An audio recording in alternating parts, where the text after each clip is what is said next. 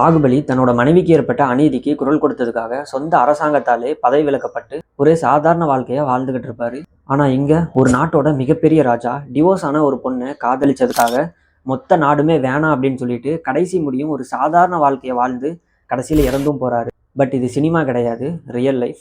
1930 யூகேவோட பிரின்ஸாக இருக்கிற எட்வர்ட் அப்படிங்கிறவர் வேலிஸ் அப்படிங்கிற ஒரு பொண்ணை காதலிக்கிறாரு. ஆனால் அந்த பொண்ணு ஆல்ரெடி திருமணமாகி டிவோர்ஸ் ஆன பொண்ணு அப்படிங்கிறனால அந்த ஊரில் இருக்கிற யாருமே இந்த காதலுக்கு சம்மதம் தெரிவிக்கல. எல்லாருமே இந்த காதலை எதிர்க்கிறாங்க.